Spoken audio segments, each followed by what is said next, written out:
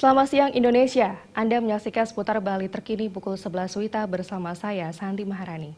Wali Kota Denpasar Ide Bagus Raidarma Wijaya Mantra meminta semua LPD menerapkan digitalisasi. Hal tersebut bertujuan untuk transaksi yang dilakukan transparan dan akuntabilitas.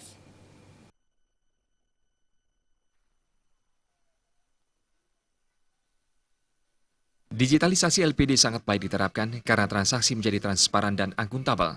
Kepala LPD tidak merasa was-was karena masyarakat bisa mengawasi secara langsung. Melihat manfaat digitalisasi dalam mempermudah memberikan layanan kepada masyarakat, Wali Kota Denpasar Ide Bagus Raidarma Wijaya Mantra mengharapkan LPD di Kota Denpasar melakukan revitalisasi dengan menerapkan sistem digitalisasi tersebut, sehingga kepercayaan masyarakat kepada LPD semakin tinggi. Sampai saat ini, digitalisasi baru dilakukan 4 LPD. Setiap kecamatan baru 1 LPD menerapkan digitalisasi.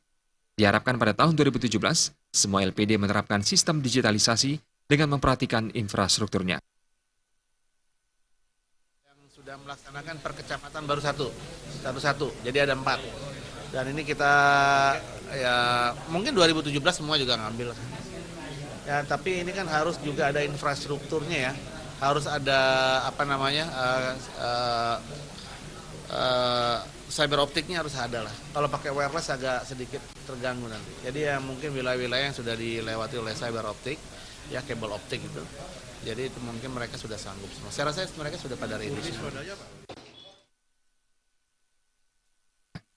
Di Kota Denpasar terdapat 35 LPD, dengan 7 LPD beraset di atas 100 miliar. Aset LPD secara keseluruhan mencapai 1,6 triliun rupiah. Supariana dan Agus Sudatbika, Bali TV.